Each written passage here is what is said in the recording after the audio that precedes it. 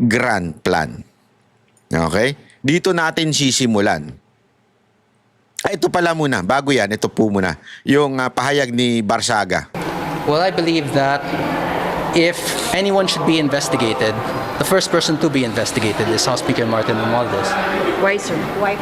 Bakit po? Because he's now Speaker. Parang condescending yung sagot niya. Why, sir? Kasi tinanong pa, obvious ba? Why, sir? Because I'm speaker. Sino ba nagdidesisyon sa itong mga media eh? Why, sir? Why, sir? Tinan mo yung sagot niya, parang galit, parang hindi pa ba obvious? And do you think meron po ba kayong personal knowledge about his involvement in any of the anomalous projects or any of the projects? I have some personal knowledge. Kindly elaborate, sir. I will not be elaborating that yet. But I'd like for Speaker Romualdez to be speaking in the I'd like Speaker Romualdez to also be involved in the DPWH hearings. Good afternoon. What's the first? Yun ang pahayag niya. So, gusto daw niya, sino ba ito? Basta ito yung si Barsaga na NUP leader daw ito eh.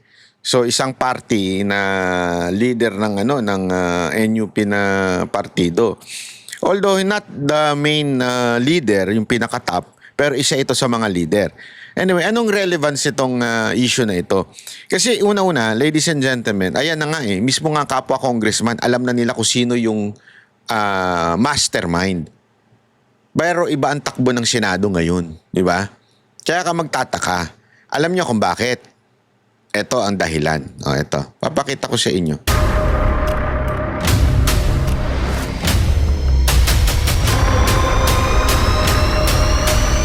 Bago tayo mag-umpisa, baka pwede nyong i-like ang video na to. Malaking bagay ang like sa aming mga content creators. Maraming salamat po.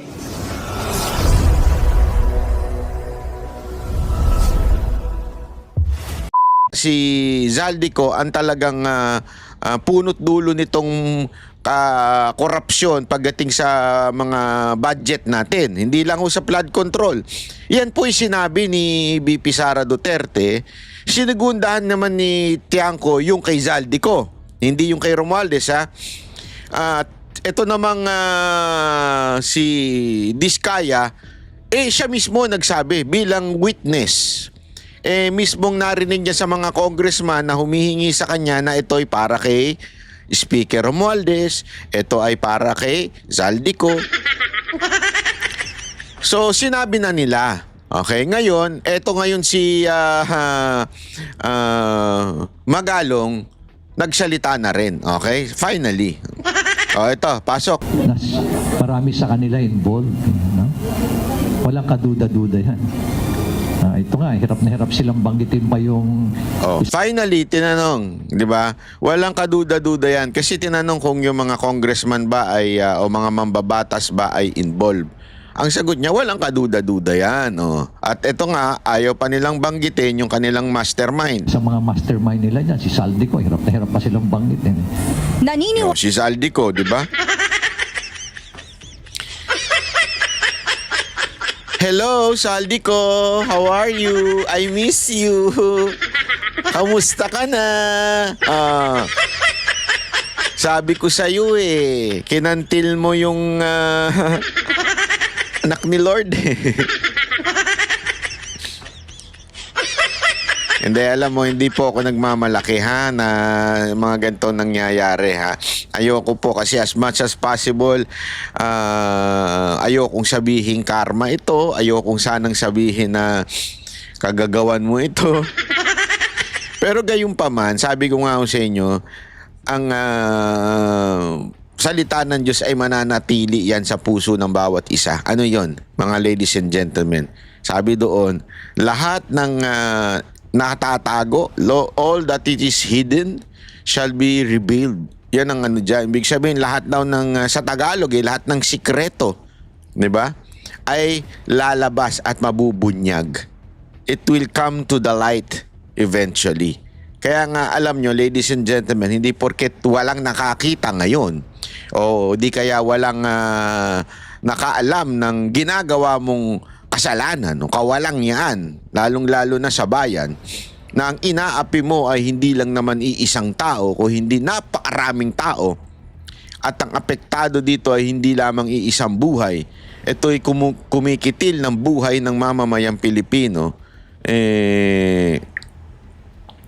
lalabas yan at lalabas. Bakit? Kasi ang Panginoon po, mahal niya ng tao eh. Lahat ng tao, mga Pilipino, mga ipalahi, human being, kaya nga po siya namatay, di ba? Kaya nga po siya bumaba at namatay para sa ating lahat, ay dahil mahal niya nga ho tayong lahat. Ngayon, kung aapihin mo ito, yan ay bebuelta sa'yo, ika nga. Kaya alam mo, naalala ko, eto ha, grabe yung, ano ngayon, trending na trending po itong si, yung Kirk, na binaril sa Amerika. Grabe ho, alam mo. Ba't tumatawa ka?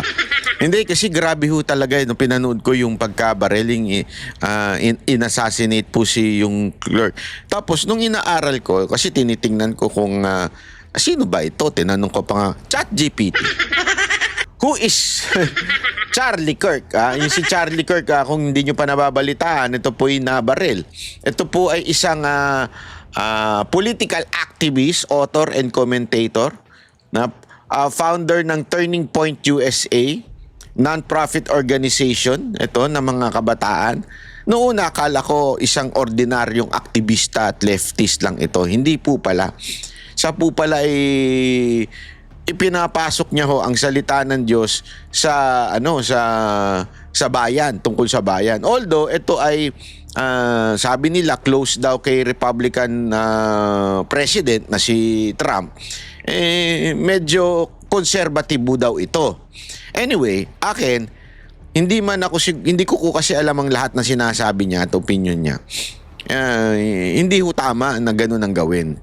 Ha? Sa akin po, mamaya i-relate po natin yan doon sa plano ng mga demonyo sa Pilipinas. Ikikwento ko sa inyo. At eto na nga po.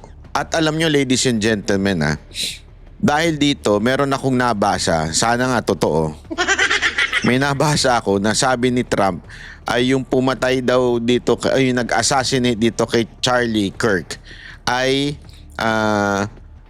papatawan ng death penalty. Ha? Parang sabi nga nung iba, questionable yung ganong batas na gagawin ni parang executive order ni Trump. Dahil depende yan sa state sa Amerika. Pero dito daw parang may exemption or something like that. Sa loob-loob ko. Hindi ito kagad yung nasa loob ko nung napanood ko yung sabi ko, buti pa sila. Hindi, buti pa talaga sila. Kasi hindi naman sa hindi ko nilalang lang okay? Linawin ko, hindi ko nilalang lang. Ang pinatay doon, isa lang. Okay? Isang tao lang. Pero pinahalagahan na nila dahil nga naman sa tindi ng kanyang impluwensya. Nakakatuwa yun, palakpakan. Sa atin, ang pinapatay nitong korupsyon ay hindi lang iisang tao. Napakaraming tao ang pinapatay nitong korupsyon na ito. Can you just imagine? Billions. That billions can buy medicine for people, lalong-lalo na sa bayan natin. Yung mga namamatay dahil walang pangpa-ospital, namamatay dahil walang pera pangpagamot, namamatay dahil give up lang sila dahil wala na silang pera, dahil wala talaga, hindi kaya ng salary nila para sila ho ay gumaling doon sa sakit nila, kaya namamatay na lang eventually. Yung billions na yan, marami na sanang mapapakain yan, nagutom. 'Di ba? Na eventually napahamak, namatay dahil sa gutom. Ewan ko na lang bakit ang ating pamahalaan, ang ating presidente pakuya-kuya-kuy pa. Natatawa na lang ako every time binabalita ng media yung independent body na ifo-form ng presidente. Utang ina, ang tagal. Ang tagal. Nakakabuisit na. Alam mo yung gano'n na wala bang pwedeng bilis-kilos na presidente? Hindi, kasi alam mo, ito'y booking na. Booking na. ladies and gentlemen, yung insertion, nangyari pa yan noon pa. Dinideliberate pa lang yung 2025 budget, nangyari na yan. Yung mga blank doon sa budget, nangyari na yan. Last year pa yan eh. Anong petsa na? Magpapasko na uli. Tangina, naggagaguhan na tayo eh. Magpapasko na uli, malapit na, lumalabas na yung si Maria Chiari. At saka si Season ba yun? Si Jomas, hindi si Jomas Season yun. Jose Maria Season ba yun? Di ba magpapasko na? Last year pa nangyari yan. Kasi last year yan dinideliberate eh. Yung budget na yan. The most corrupt budget. The most insertion. Ladies and gentlemen, the budget with a blank. Hanggang ngayon, wala pa. Yang lintik na... Tapos sasabihin mo, gaganong-ganong ka pa. Para kang sintu-sintu dyan eh. Why are you crying, Mr. President? Are you teary-eyed? Kailangan pang sabihin yun bilang signal. Signal ba yun? Para talagang sabihin mo na umiiyak ka? Yung iyak mo palabasin mo naman. Alam mo kung ako sa'yo, hire Sharon Cuneta. Magaling yan sa iyakan eh. Magaling na mga artista yan, sila Vilma Santos, i-hire mo. Yung teary-eyed mo, walang iyak. Hindi ko nga alam ba't ka gumaganon. Ano ka, napoposes?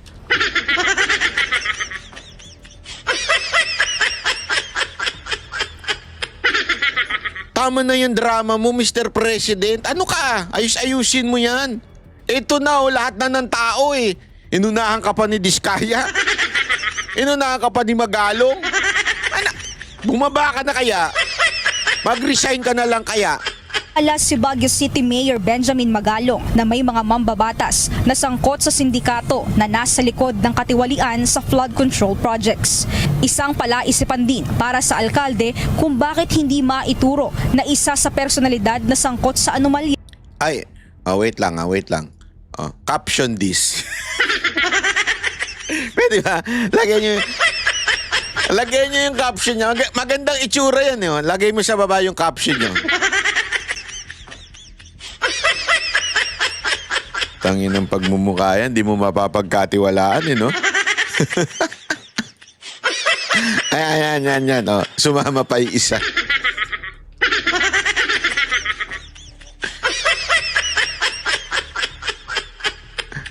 Di ba? Sige nga, paki-caption nga ito. Yeah.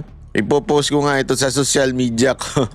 Isang palaisipan din para sa alkalde kung bakit hindi maituro na isa sa personalidad na sangkot sa anomalya si Ako Bicol Party List Representative Zaldico.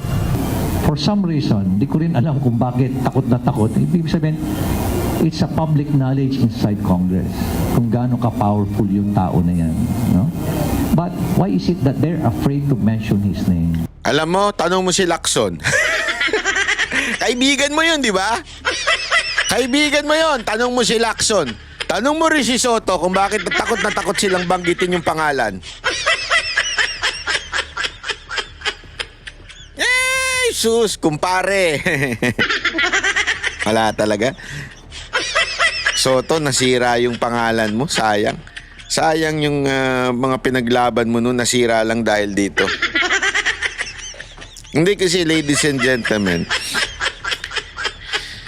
yung una, yung mga lumalabas na alam naman natin na talagang kasama niya at meron pa nga siyang statement, nakita ko na inamin niya talagang kaibigan niya, 'di ba? Yung sumagot siya kay doon sa isang NUP na umalis at binanata na si Romualdez. Tapos nakaladkad daw yung pangalan ni Vico Soto, kaya ngayon pinagtanggol ngayon ni Tito Soto si Vico Soto. Tapos sinabi niya nga doon, ng kaibigan niya man talaga niya si Martin Romualdez. Ayan tuloy, alam mo, nababahiran tuloy tayo ng paano magiging independent. Unang-una, Ito, halimbawa, ito, gustong-gustong pumunta sa Congress, hindi inimbitahan. Tapos ayaw naman pumunta sa Senado. Too much drama. Ay nako, why don't you just tell it all, di ba? Yan yung sinasabi nila kay ito si Soto at saka itong si Lacson, yan yung kanilang bukang bibig na bakit, actually sinabi pala, si Soto pala particular na sinabi na bakit daw hindi pa pwede na maging state witness si Diskaya kasi dapat daw tell it all. Sabihin nyo yan kay Magalong. Since siya naman yung unang naggaganyan, sabihin nyo na lang si Magalong na tell it all na. Huwag ka na mamili ng lugar. Hindi ako naintindihan ko yung gusto niyang drama na sa Congress. Kaya lang hindi talaga mangyayari yun Malabong mangyari yun. At sabi na nga ni Tiangco, kalokohan yung pagdinig sa kamera. O yung hearing na yan sa kamera. Isang kalokohan yan. Kasi nga po, iimbestiga mo sarili mo. Halimbawa, may krimen. Alam mo yan, pulis po kayo dati. May krimen. Pupunta ako ngayon sa presinto, sasabihin ko, sandali ako yung suspect sa pagnanakaw. Iimbestigahan ko sarili ko, Tumabi muna yung mga investigador dyan. Ako na nga mag-iimbestiga sa sarili ko. Pero ikaw yung suspect. Parang gano'n ang ginagawa sa kamera iniimbestigahan nila yung sarili nila. Kaya nga sabi ni Tiangco, kalokohan niyang ganyan. Yung pag-iimbestiga sa sarili. Tapos, ito naman si Magalong, pilit ng pilit sa kamera.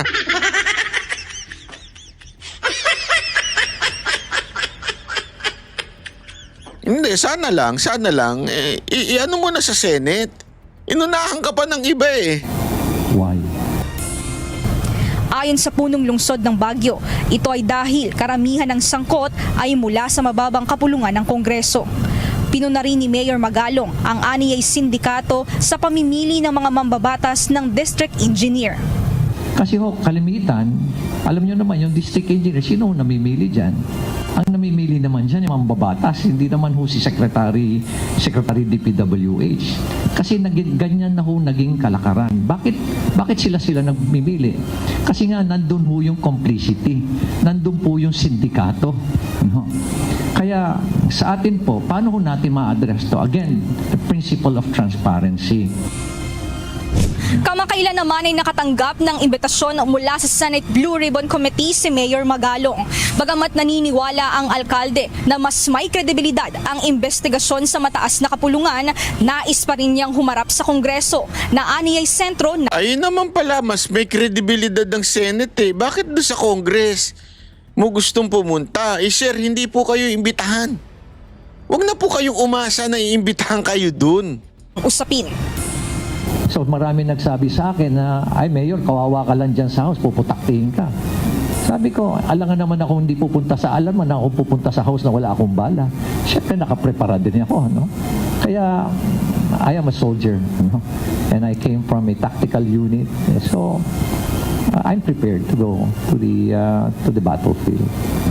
Giit pa ng punong lungsod, napakahalagang magkaroon na kaagad ng independent commission na mag-iimbestiga sa issue at masisiguro na magiging malaya ito sa impluwensya ng politika. Itinanggi naman ng alkalde na kumpirmadong kasama siya sa binubuong independent commission ni Pangulong Ferdinand R. Marcos Jr. May issue kasi dyan na nire-raise katulad yung sinabi ni Yusek Claire na palagay niya from her personal perspective, sabi niya kung pwede sa commission dapat walang politiko. Eh nagkataon naman na politiko ako, so kumbaga parang wala na ako sa qualification. So I would accept that. Binigyang diin ng opisyal na dapat kilalanin ng lahat ang mga personalidad na itatalaga ng Pangulo sa bubuuing Independent Commission upang maisakatuparan ang pangakong mapanagot ang mga sangkot sa korupsyon. Mia Alonso, UNTV News and Rescue. Diyos ang aming sandigan, serbisyo publiko ang aming pinahahalagahan. Ay, nako, Magalong. Anyway, ladies and gentlemen, ito ha. Ito na naman yung may pasabog. Ay, nako. Sige na nga, itong mga to. May bago raw pasabog si Senator Ping Lacson tungkol sa umano'y katiwalian sa flood control projects. May nagdadala umano ng suhol. Mamaya, ikikwento ko sa inyo yung plano nila sa People Power. Panoorin nyo. Ha? Panoorin nyo. Sa Senado. At para sa Update Live, mula sa Senado, nandyan po si Mean Los Baños. Mean, ano ba itong mga bagong sinabi ni Senator Lacson at ano ang kanyang mga naging basihan para dyan?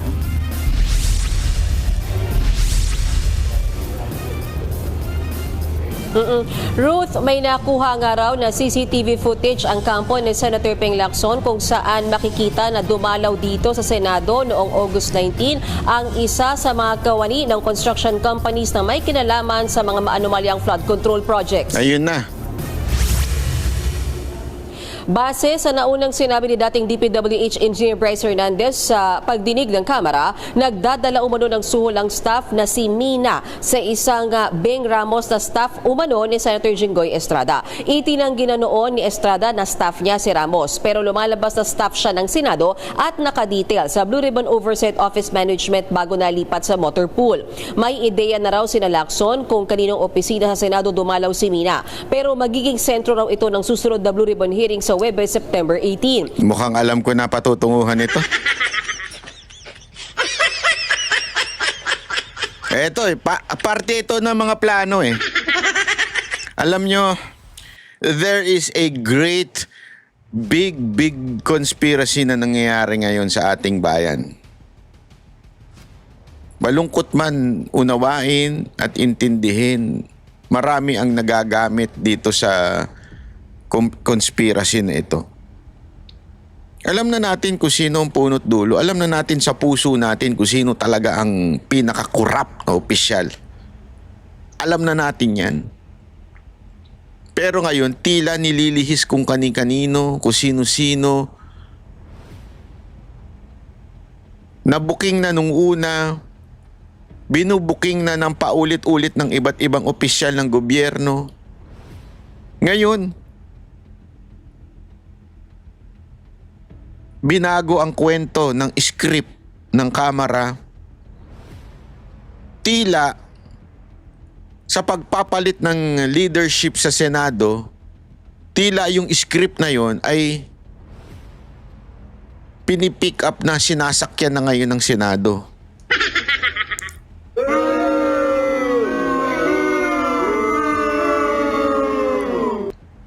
Sa tingin ko, meron ng unti-unting pagtatakip kung sino talaga ang punot dulot, mastermind. Sabi nga, di ba ni Magalong, mastermind si Zaldico. Tama, mali? Oh. Pero, meron pang mas mastermind. Tangina, sino pa ba yun? I mean, bobo na lang ang hindi makahula nun. Sa totoo lang, bobo lang. Bobo, o di kaya kakampi nung tao na yun. Pinasecure na raw ang kopya ng CCTV at kasamang ipatatawag sa pagdinig ang operator nito. Bukod dyan, sinabi rin ni Lacson na wala silang sasantuhin kahit pakasamahan nila sa Senado. Yun. So ang punot dulo na ngayon, yung Senado na. Now you understand kung bakit nagkaroon ng change in leadership. Ha? Now you understand kung bakit nagkaroon ng pagbabago ng leadership. Kasi magbabago na ang direction. Gago! Nagdaraw sa ngayon ang staff na si Beng Ramos. Humingi ng 2 araw na extension si Lacson bago isagawa ang susunod na hearing para raw ma-mark ng maayos ang mga ebidensya. Ipatatawag na raw sila Bryce Hernandez kahit na ang tingin nila Lacson hindi na siya credible. Maging ang mag-asawang Curly at Sara Diskaya iimbitahan din daw ulit. Git ni Lacson baka pwedeng pag-aralan kung dapat silang mabigyan ng legislative immunity para kung ano man ang sabihin nila ay hindi magagamit laban sa kanila. Hindi raw sapat ang mga nauna nilang pahayag sa pagdinig ng Senado at Kamara para maging state witness. Maging si dating DPWH Secretary Manuel Bonoan posibleng ipatawag sa mga susunod na pagdinig. Tsaka si Candaba Mayor Rene Maglangke at Yusek Roberto Bernardo. Pero pagilinaw ni Lacson, walang direktang link si Bonoan sa mga sinusuring anomalya. Narito Ruth ang bahagi ng pahayag ni Senator Ping Lacson.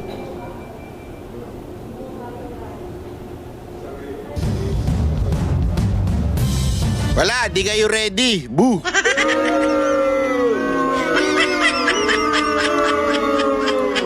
Alam nyo, eto sabi ko nga sa inyo there is a big conspiracy na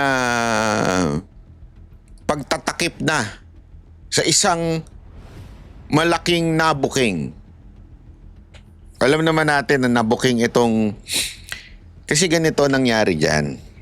Sa tingin ko, ito yung may opinion. At ito rin yung conspiracy na nangyayari sa ating bayan. Dahil sa baha. Totoo ito Nagsalita ang presidente sa SONA ng 5,500 flood control project. Sinagot siya ng langit at sinabing, ganun. Ganun. Eto ang baha kinabukasan. At sunod-sunod ang baha na nangyari sa Pilipinas na wala naman nung maaring source nun kung hindi ang langit, kung hindi ang lumikha sa tao. Ibig sabihin, this is a work of God to reveal what is really happening to our country. This is the hand of God to show us kung gaano na tayo kakurap na bansa. No matter how they can pay the media, kahit gaano pa nila kayang bayaran ang bawat istasyon at pagtakpan ito, sabihan na fake news ang mga Duterte, sabihan na hindi totoo ganito, ganire, hindi mo maaaring pagtakpan ang baha. At yung baha na yan, hindi ho yung gawa ng tao o ninuman. Yang baha na yan, galing na po yan sa langit, yan tubig na yan. Ngayon, walang choice. Walang choice ang gobyerno. Hindi nila pwedeng i-deny na may baha. Kasi na-experience, nakikita ng tao na experience. Ngayon, paano nila susolusyonan ito? Alam mo, ako personal, may alam ako na they hired a PR to handle this. They did. And I think, kasi itong PR na to, hindi ko na lang babanggitin pero meron akong knowledge dito sa PR na to. Magaling ito gumanon Ginanon nila. Alam nilang may baha, may problema. Gawin natin, ilabas natin yung sarili natin at sisihin natin yung ibang tao. So ganun ang ginawa ni Marcos, di ba? Mahiya naman kayo. Tangina, palakpakan yung mga hindot. Ganyan. So as if Marcos would be the hero dahil pinansin niya o initiate niya yung panawagan ng korupsyon sa flood control o sa mga proyektong ghost. Parang ang dating, wala akong kasalanan, kayo ang may kasalanan. Di ba? Ang tanong, ito problema. Nung pagbanggit niya nun, may kasalanan. Kasi yung kasalanan na yon na nagdudulot ng baha, ano yung kasalanan na yung korupsyon na nagdudulot ng baha, ay kailangan merong managot. So iniligtas ni Marcos yung sarili niya. Ang problema ngayon, kailangan may maituro. Tama, mali. Alam ng lahat ng tao, through the revelation of Congressman like Tiangco, kung sino may hawak ng budget ng Pilipinas. Which is, sinabi na nga ni VP Sara Duterte yun noon. Tinawag din yung fake news. Ngayon, bakit hindi nyo tawagin si Tiangcong fake news? Binabanggit na niya ngayon yung mga insertion na nangyari. So tinutukoy niya na kung sino. Eto, this time si Magalong, sinabi na nga niya mismo. Si Zaldico. At may mas mataas pa dyan. Abay, sino pa bang mas mataas kay Zaldico?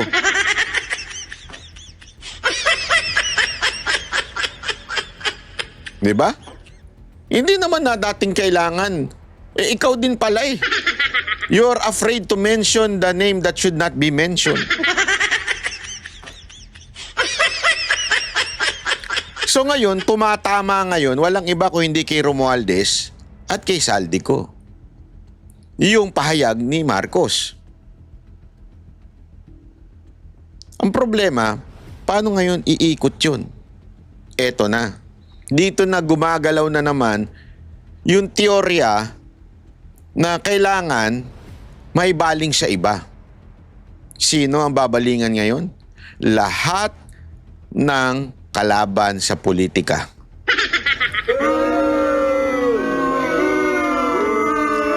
Ipapaliwanag ko at patutunayan ko sa inyo maya-maya yan. Yung plano na yan.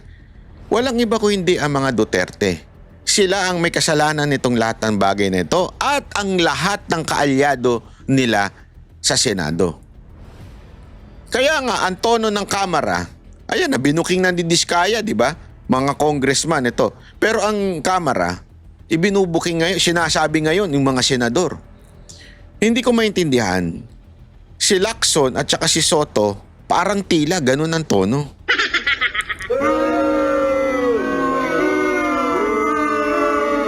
Alam naman natin yung mga pumapalag lang dyan, yung minority.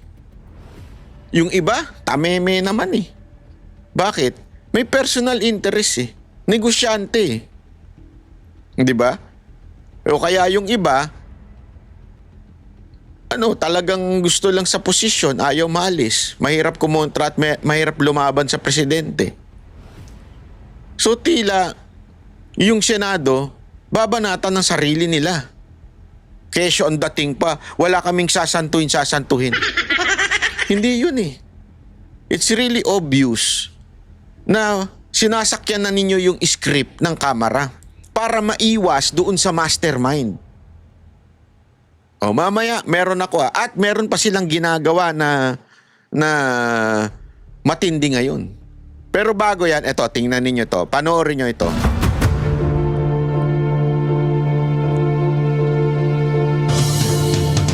Inirekomenda ni dating Blue Ribbon Committee Chairman Rodante Marcoleta na gawing state witness ang mag-asawang Curly at Sara Diskaya. Pero hindi pinagbigyan ito ni Senate President Tito Soto. Itinuturing naman ng customs na smuggled ang ilan sa luxury cars ng mga Diskaya. May report si Marizo Mali. Tayo sa Wagyu Red. Sa mamahaling sasakyan ng mag-asawang Curly at Sara Diskaya, 15 ang nakitaan ng irregularidad ng Bureau of Customs. 8 sa mga ito ang walang import entry records at certificates of payment at pwedeng ituring na smuggled ayon sa customs. 7 ang may import entry documents pero walang certificates of payment. Yung burden of proof, kanila pa yon. Kailangan patunayan nila sa amin na tama ang kanilang pinagbayaran. Ang natitirang 14 na sasakyan, kompleto sa papeles pero sasailalim pa rin sa post-entry audit. May hanggang katapusan ng buwan ang mga Diskaya para ipakita ang hinahanap. Kailangan ko na palang ayusin yung Alam mo, may luxury. Mga papel na mga Bentley ko. Saka ano ba yun? Lamborghini. Sa kanilang dokumento. Kung hindi, maglalabas ang customs ng warrant of seizure and detention. Kung meron po silang dokumento na kailangan pa makita, magpo-comply ho kami. Hindi naman isinasantabi ng customs na posibleng may kinalaman sa pagpuslit ng mga sasakyan ang 10 sa kanilang mga tauhan. Pagpapaliwanagin natin kung bakit nakalusot or dumaan sa kanila yung mga sasakyan nang hindi nagkaroon ng tamang dokumento at hindi nagbayad ng tama. Doon sa mga ganun yung sitwasyon, we will have to make even our own people accountable. Ang mga luxury car ng mga Diskaya naungkat sa gitna ng issue ng mga anomalyang flood control projects kung saan contractor ang mga kumpanya ng mga Diskaya. Napag-usapan naman sa House hearing kahapon ang biglang paglobo ng yaman ng mga Diskaya mula 2016. Sabi kahapon ni Curly, gross revenue ang ipinresenta at hindi pa nabawas sa mga halagang iyon ang kanilang puhunan. Paliwanag naman ng kanyang abogado, Yung mga sinasalihan nilang proyekto, malalaki. And take note, yung siyam na kumpanya, quadruple A lahat. Kung qualified siya at siyang nakakuha, definitely magkakaroon ng income. hindi rin daw sabay-sabay kung mag-bid sa isang proyekto ang kanilang mga kumpanya. Taliwas sa sinabi ni Sara Diskaya sa Senado nitong Lunes. Rattled si ma'am nun sa Senate Pagod na, walang tulog, pressured. Normal ho yun sa isang tao na hindi saray sa ganyan. Kahapon, natanong si Curly sa motibo niya sa pagdadawit sa ilang congressmen at iba pang opisyal ng gobyerno. Baka mamaya may nag-udyok sa'yo na papuntahin sa ganoon ang iyong affidavit para ikaw ay maengganyo at magkaroon ng rason na i-consider na state witness? Hindi po, Your Honor. Ang dahilan po ng state witness mo ay dahil po sa natatakot po kami, nilulusob po kami araw-araw ng mga iba't ibang grupo po sa aming bahay. Ayon kay Senate President Tito Soto, sumulat si dating Blue Ribbon Committee Chairman Rodante Marcoleta sa Justice Department para irekomenda maging state witness na Diskaya. Pero hindi ito pinirmahan ni Soto. Ang unang sinabi kagad sa akin ni Ping, tell all ba yan? Yan pala yung tell all na yan, si Ping ang nagsabi. Di ba? Kung tell all Kasi yan, dapat nga, pwede. buo. Pag-usapan natin. Pero ano sinabi? Puro congressman ang binanggit Saka meron pang mga nagke-question doon sa mga binanggit na mga pangalan na tao. So, hindi ko pinirma. So sa tono na yan, halatang parang sinasabi niya, puro congressman ang binanggit So kailangan talaga may banggitin na senador. Naku.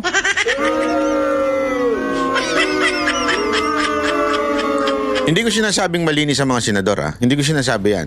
Yes, maybe they are part of insertion, maybe part sila ng... Kasi remember, not all insertion, amendments ang tawag kasi talaga dyan, are not, or masasabi nating wrong lahat ng insertion. Ngayon, maaaring may mga iba dyan na nag-insertion, pero dealing with the contractor, walang say ang senator dyan. Kasi sa akin sa tingin ko pananaw ko lang po ito. Dahil una-una district ho yun Unless that particular senator close niya yung congressman na may hawak ng distrito na yun. Diba remember ang laging ito'y knowledge na sa lahat ng tao ito na ang naglalagay ng district engineer ay walang iba kung hindi congressman, hindi naman senator Kasi national lang senator So hindi ko lang magets na tila ang tono ni Soto at ni Lacson papunta sa kapwa nila instead of i-follow up nila yung sinasabi ni Diskaya about Romualdez, about Zaldico, paano nasabi yun, paano napatunayan yun. Hindi Ang dating, hanap tayo sa mga kasama natin. Which is the same tone ng Kamara. So meron talagang grand, ewan ko kung matatawag ba nating grand plan, grand scheme, itong ganitong klaseng propaganda. Hindi ko pinirma. Sabi ko, hintayin ko na muna yung susunod mong hearing. Paiba-iba siya na sinabi Kahit mga kongresista, kontra. Absolutely no chance. They are as guilty as the DPWH engineers who are involved in ghost and substandard projects. They will be as guilty as the politicians that are involved in ghost and substandard project. Napakalabo niyan. Sa isang requirement nga yan, should not be the most guilty. How can he claim that hindi siya most guilty when he is the central figure here, a major player? Kasi nga meron niyang... Sa tingin mo makakapag-corrupt mag-isa yan? Dilima naman? Ginagawa tayong tangan itong mga to. Hindi, kasi, sige. Bakit di na lang sabihin ni Soto ganito, kasimple? O sige, gusto natin yan. Gawin natin silang state witness. Isoli nila lahat ng kanilang mga luxury cars. O, di ba? Ganun. You are interested in getting the money na nakuha nila, pero hindi ka sarado na, sige, gawin natin yan. Gawin nating state witness. Kasi alam mong meron pa talaga. Imposible makakapag-corrupt sila nang wala silang kasama sa loob ng gobyerno. Anak naman ng wewe. Ginagawa nyo kaming tanga eh. Buti na lang hindi tanga mga Duterte supporter. Di katulad ng mga supporter nyo. Boss Linal, malabo pa yung kanyang mga sinasabi.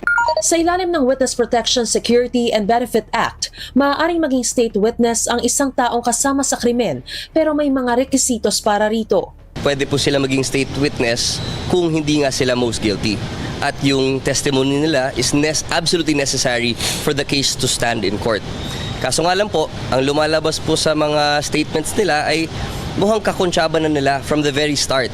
Yung mga contractor, pati yung mga ibang politicians, at before po yan sa implementation ng project. Kaya kung sa ganung paraan ay magiging co-conspirator sila, and in a co-conspiracy or in a conspiracy, the guilt of one is the guilt of all. Mariz Umali nagbabalita para Mali na naman to si Utoy eh. Bahala ka, Utoy. Anyway, ito lang masasabi natin dyan, ano? It's really obvious kung ano yung pinalalabas nila. Ano yun? Tama na si Diskaya. Ending na si Diskaya. Kung sino man ang sumunod kay Diskaya in naming the gods pala, dalawa yun malilintikan. Ganun lang kasimple. Iyan ang pinalalabas nila ngayon eh. Halatang halata na yung signs. Kasi kung ikaw nga naman, contractor ka, may alam ka, alam mo kung ano nangyayari. O di kaya ikaw ay opisyal ng DPWH, alam mo nangyayari kung sino ang mastermind. Papangalanan mo pa ba? Kita mo nga ang inaabot ni Diskayang pagbabatikos, inaabot ni Diskaya after saying the truth. Tingnan mo inaabot ni Diskaya. Would you do the same thing na ginawa ni Diskaya? No, of course not. Ayoko, I will play safe. Tandaan ninyo, walang morality to mga hayop na to. Hindi, that's the truth. Pagbalik-balik tarin mo, mga kababayan, magpapatalo ka ng bilyon sa casino, wala kang moral. Bilyon na, hindi ho milyon. Alam nyo ba gaano kalaki ang bilyon? Grabe ho, sabi nga doon 5 feet by 5 feet daw, tapos 4 ang height. Ganong kadami ang bilyon. Kaya mong ipatalo yun. May konsensya ka pa ba? Meron ka ba bang moral nun? Wala na. So ano ibig ko sabihin? Why would you say the name that cannot be mentioned? Anong purpose mo? Para sa bayan? Hindi. I don't think you would do that. Second, kita mo inaabot ni Diskaya ngayon. Kesa na sila ay sana suportahan ng Senado, wala. Dinidiscourage pa nito ni Lacson at saka nito ni Soto.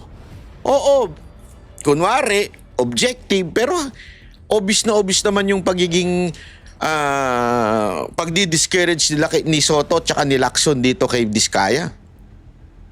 So gagawin mo pa ba na sabihin ang alam mo? Hindi na.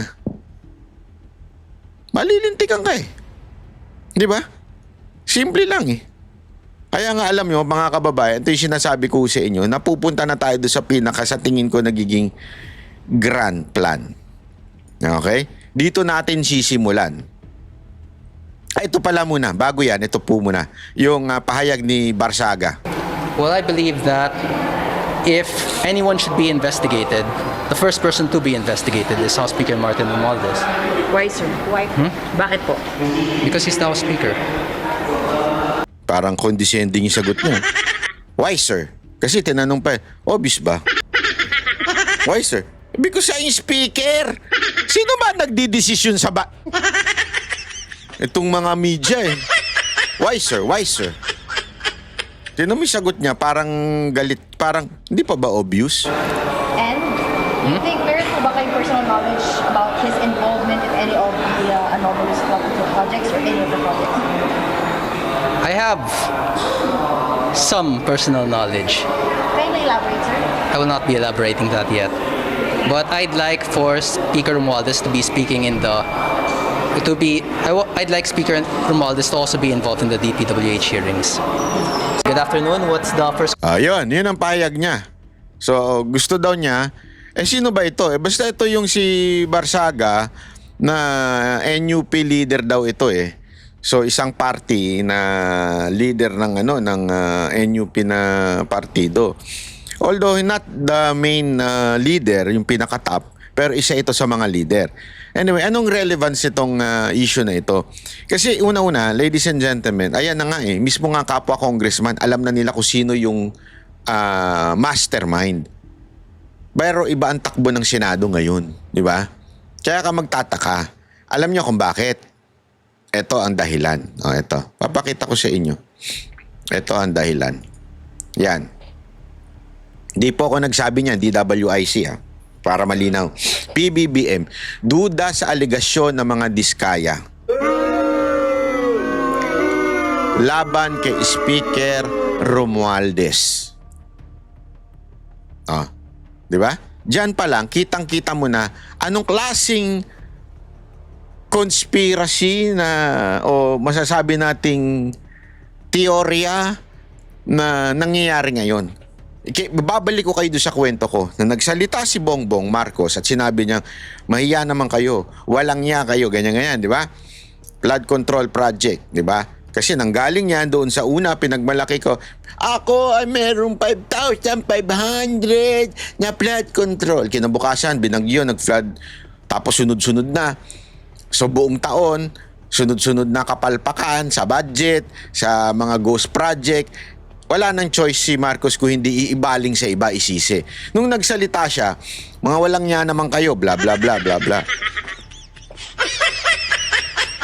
Ang problema, yung totoo, yung katotohanan lumalabas. Di ba? Ano yung lumalabas? Ayan na nga, sila Diskaya, etong batang tong congressman na ito, si Magalong, sinasabi nila kung sino talaga ang may reason. Ngayon, kailangan ng kabigin. Parang palpak na naman si Marcos doon. Sabi niya, palpak na naman ako dito Mali na naman Kasi nga sabi ko nga sa inyo, ang tae kahit ilagay mo sa supot yan, itago mo yan sa ilalim ng kama mo, mangangamoy at mangangamoy yan. Ang kasalanan, hindi, lalabas at lalabas yan. Bakit? Nasusulat yan di ba? Nasusulat yan lahat ng sikreto lalabas, lahat ng baho lalabas. It will be eventually mapapakita sa liwanag. Yan ang nangyayari. Kahit anong pagtatakip, tingnan nyo, sinusubukan niyang takpan yung sarili niya na isinisi niya sa tao. Bumuebuelta Sino may kasalanan? Yung pinsan niya. Sinong nagkukonsindi sa pinsan niya? Siya. Naku, patay tayo dyan. So, paano gagawin natin ngayon? Ibaling natin sa iba. Sino ang perfect target? Ang mga Duterte. Sino ang perfect na kakuntsaba ng mga Duterte? Ang mga senador na kumampi kay Inday Sara. Gago! Perfect target yun di ba? Basahin natin yung article na to Papakita ko sa inyo itong article na to. Kung ano yung sinabi dito ng DWIC. Maganda yung sinabi dito. Ayan Ito yan DWIC yan Duda si Pangulong Marcos sa aligasyon ng mga diskaya na sangkot si Speaker Romualdez. Ito'y ayon kay Pangulong Marcos dahil maraming nabibiktima ng name dropping. Name dropping kaagad. Ayon sa punong ehekutibo, dapat mag-ingat ang mga tao at huwag masyadong gullible o madaling mapaniwala. Gayunpaman, sinabi ng presidente na titignan ng bagay nito para malaman kung may sapat na basihan ng pagdawit sa speaker. Ito tingnan nyo yung last. Dagdag pa ng Pangulo. Bagamat hindi krimen ang pag-name drop, krimen naman ang paggamit ng pangalan ng iba para magnakaw. Naku po, matindi ito.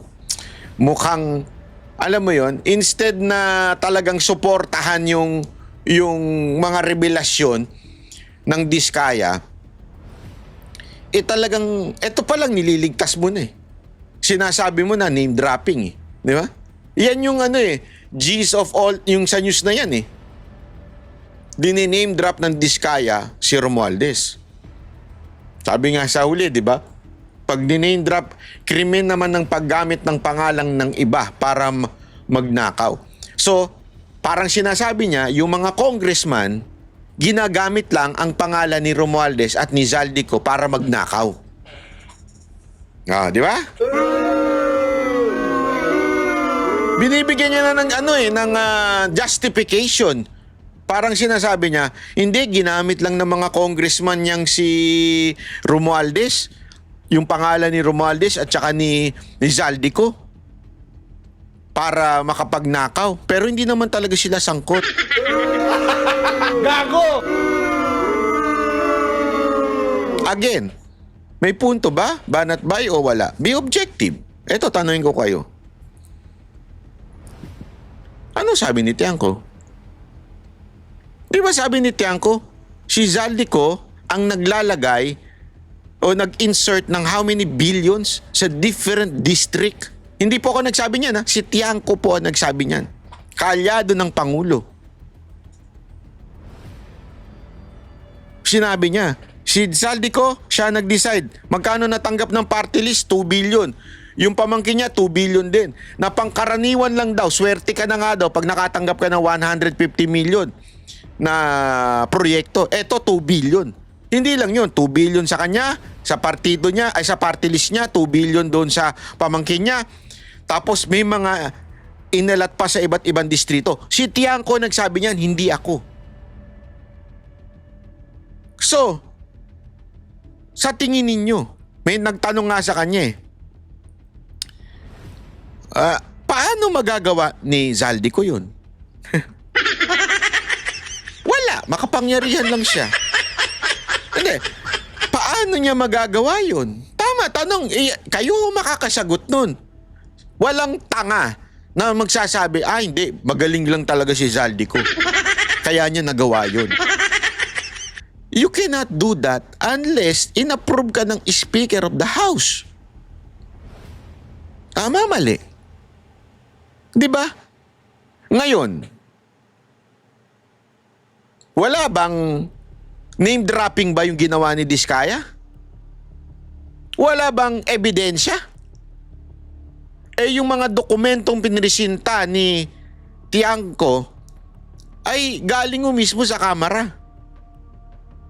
So, anong ibig ko lang sabihin? Merong possibility. Kung ikaw, piskal, siguradong masasabi mong may probable cause. Yes, hindi pa napapatunayan na guilty, pero may probable cause. So, for Marcos to say na duda siya na si Speaker Romualdez ang may kasalanan,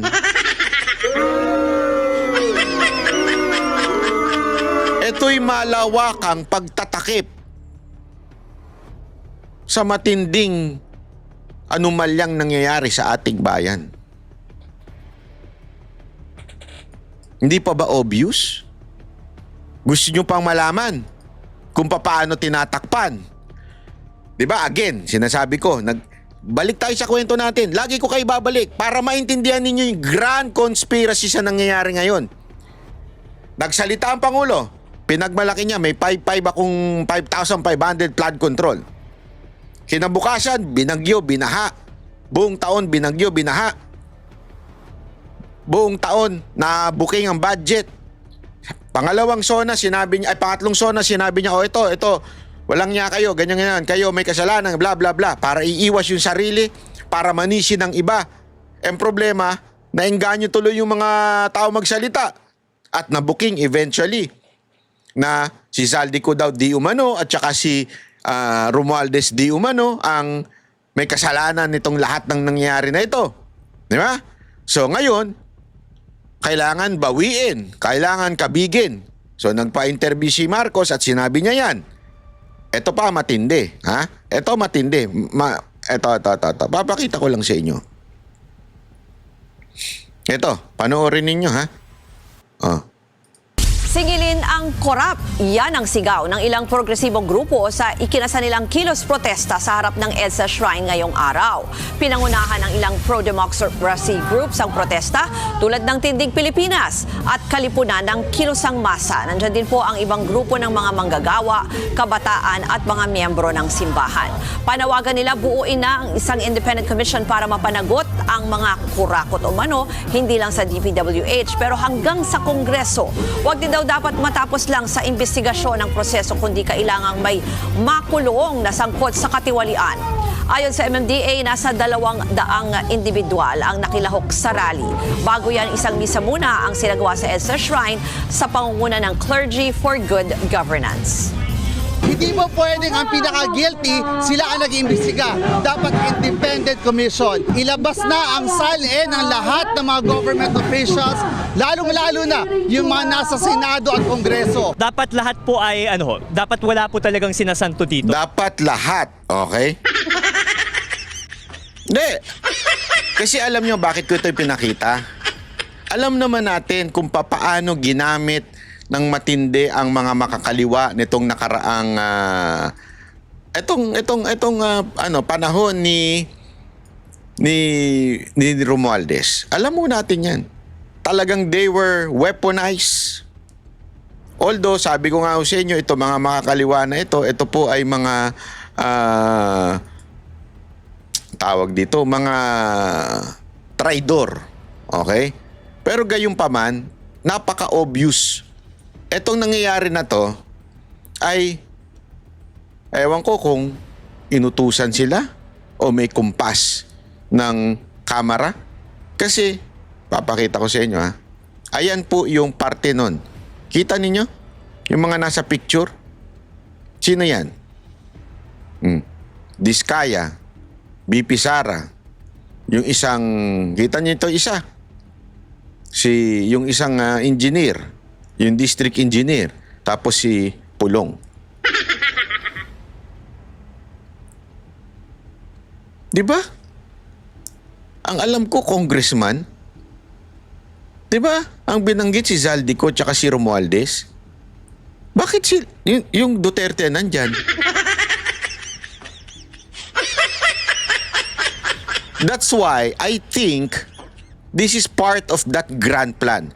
Naiiwas kay Martin Romualdez at kay Zaldico ang investigasyon at ipunta sa mga Duterte. Kasi alam nila naggalit na ang taong bayan. Alam nila naggalit na ang taong bayan, nakikita pa yung nangyayari sa Indonesia, nangyayari sa Nepal. Alam nilang konti na lang, sasabog na ang galit ng taong bayan sa Pilipinas. Kaya, paano nila ito kokontrahin? Weaponize yung certain group na mahilig mag-rally.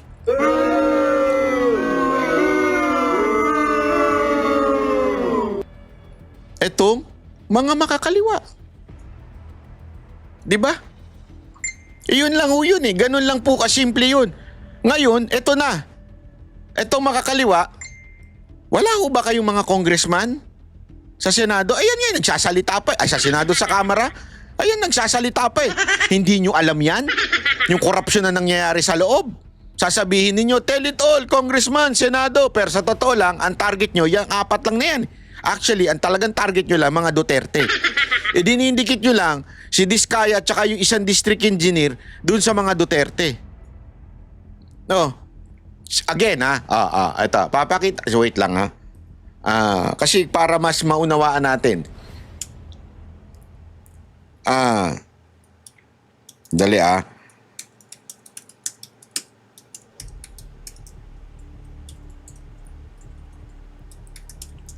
Kasi mas tandaan ninyo, ito mga makakaliwa ito ha. Okay? Makakaliwa ito.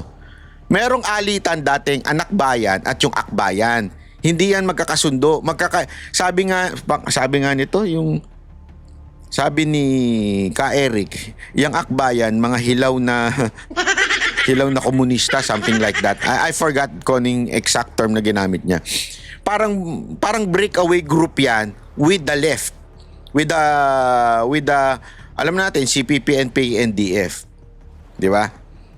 Pero ladies and gentlemen, akbayan yan namumuno diyan. Sandali. Yung kanilang membro ba nasaan? Remember, si Risa Ontiveros, isa sa mga kanilang tinuturing na pinuno ay nasa majority block ng Senate. May posisyon pa doon. Ano ang ibig sabihin ng majority block? Partido ng presidente yun. Ibig sabihin na doon ka sa kampo ng presidente ni Marcos.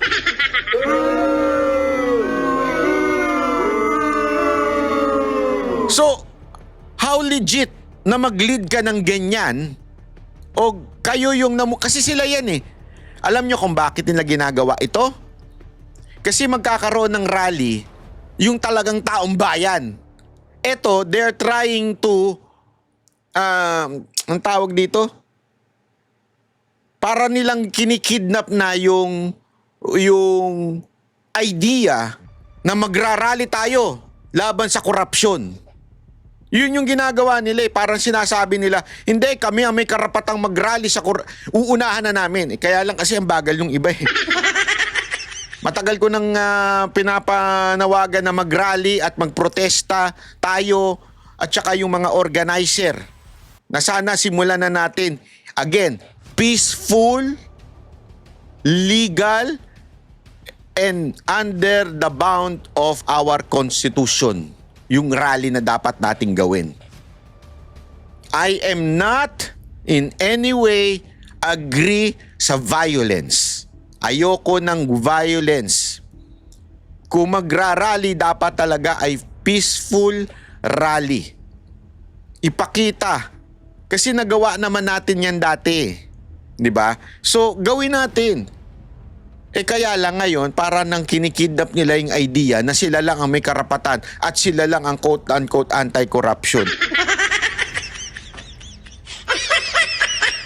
In the first place, di ba? Si Risa, malinis ba? Di ba na-involved din siya sa di umano mga alleged issues? Pangalawa, iyang mga congressman ba ninyo sa loob? Nagsalita ba kayo ng laban kay Zaldico o kaya kay Speaker? Hindi. So you do not have the moral authority to be there. Sino lang ang target nyo? Duterte. Mga hindot kayo. Mantakin mo ang pinangalanan na yung dalawang leader ninyo. Ngayon, ang pupuntirin nyo lang, ang nakalagay lang dyan, Duterte. Akala ko ba, ito lahat, sasabihin ninyo, ba't hindi nyo, sige, huwag tayo maglagay ng kulay. Lahat ilagay nyo dyan. Isama nyo si Martin. Asan si Marcos dyan? Dati-rati pag nagrarally kayo, ang presidente sinusunog ninyo. Dati rally, lumalaban kayo sa presidente. Ngayon, sino nakalaban nyo? Yung kalaban ng presidente. First time in the history yan, yung mga ulol na mga aktivista na yan, yung mga makakaliwa na yan, laging kalaban yan yung nakaupong gobyerno. For the first time, ang hanggang ngayon, ang kinakalaban nila yung wala na sa gobyerno. Gago!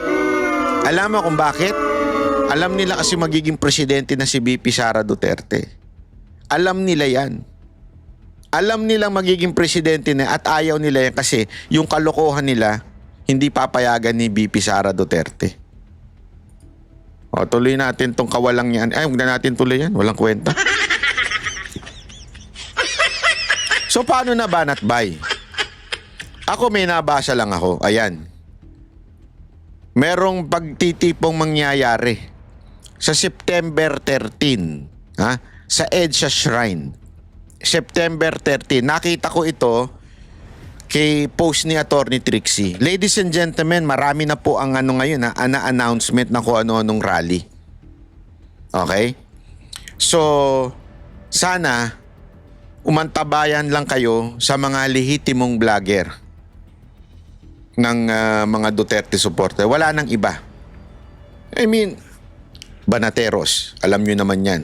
Hindi po kami mag-a-announce dito na alanganin ng mga gathering. Ayaw na ayaw. Kaya sa matter of fact, I hate solicitation and everything. Ayoko yan.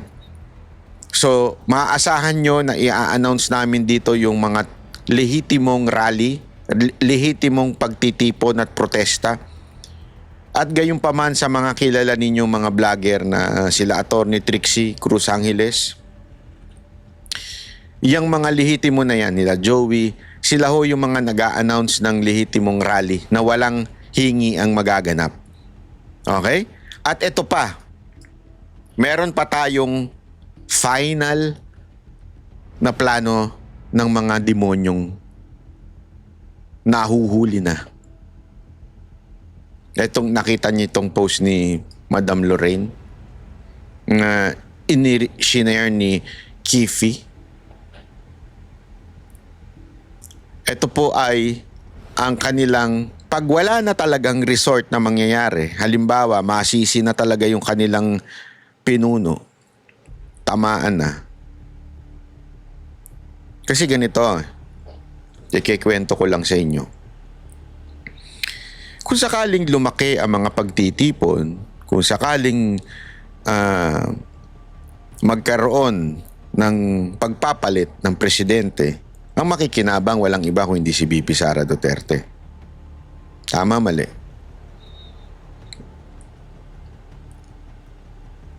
Billions of money ang nakurap. Billions. Alam naman natin ang mga rallyista, lalo na yung mga makakaliwa na yan, nababayaran ng mga leaders niyan. They can be paid. Billions ang nakurap ng mga demonyo. Pwede silang magbayad ng billions sa mga leader to create chaos in our country and remove the president. They can do that. The problem is the sitting vice president is a Duterte. So therefore, ayaw nila nun. Kasi itong demonyo na ito, di ko na lang papangalanan. Hindi siya papayag na maupo ang presidente si VP Sara Duterte. Gagawin niya na at ginawa niya ng lahat para masira si VP Sara Duterte. So the only way na hindi maupo si VP Sara Duterte is to assassinate the vice president. I hope and I pray God would really protect VP Sara Duterte. Kasi imagine niyo eto, this is just a theory. Ako yung demonyo. Natuturo na ako. Marami naman akong pera. Gagamitin ko na lang itong mga bayarang rallyista para mag-rally to unseat the president. Tapos, yayariin ko si BP. Tapos, sino mauupo? I can pay, since may pera, anyone, sino ba mag-uupo dyan? Alam naman natin ang sistema nangyari sa ating bansa. Mga kasundaluhan, o di kaya ang Supreme Court, di ba? Sila yung napanumpa noon. I can pay billions. Billions na eh. Ang usapan dito, hindi millions, billions. To sit someone that I want. Di ba? Plus, if I have the support of the West. Remember,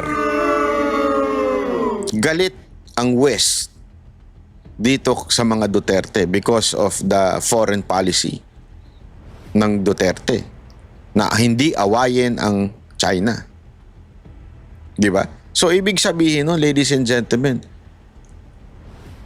with all the instrument surrounding how to replace the president, the vice president, they can do it. They have the money, they have the power, they have the support of the West. Kaya nakakatakot to, mga kababayan. Kaya nga alam nyo, is this hopeless? I don't think so. Why? Because we have a God who sees everything. I know it sounds, yun na lang ba talaga pag-asa natin? Yes. Yes, that's our, yan na lang pag-asa natin. Tandaan ninyo sa buhay, pag tayo may pinagdadaanan, dalawang bagay lang. Sa buhay ito, pag may dalawang bagay lang, para solusyonan ng problema sa buhay mo. Your way or God's way. Kaya nga, hindi ako pabor sa violence. We have to do it God's way. He has a way to reveal the truth. He can touch people's heart to change it and fight for our country. He can move people. He can use stones. Remember, in the Old Testament, He can use stones to speak about His words, His message. He can use anyone He wants if we would just trust in Him. Kaya let's just, alam mo, wala. If we would just depend on human beings, we would get frustrated. Yan ang tandaan nyo. Nakaka-frustrate ang magtiwala sa tao. Nakaka-frustrate ang maniwala sa tao. Kaya nga ang best way niyan is really pray for our country na Lord, please naman, grabe na ang korupsyon, grabe na ang nangyayari sa bayan namin. Tulungan nyo naman kami. At yun na nga mga kababayan, ano na ang masasabi mo? Kung mayroon kayong hinaing at komento patungkol sa balitang ito, please comment down below. Pag-uusapan natin yan sa comment section. At kung nagustuhan nyo ang video, ay huwag kalimutang mag-like at i-share na din para mas marami pang makaalam at umabot ito sa marami sa ating mga kababayan. Maraming salamat po. Mabuti pa ang sardinas, may label. Eh tayo, wala. Oo nga pala. Nay, ito na yung bayad ko sa isa, ano? O, kunin mo yung isa. Isa muna, iyan, no? Tapos, isa pa, di ba? 4 dapat na sardinas, eh. O, yan. 3 na. Pang-4 na sardinas. Okay na.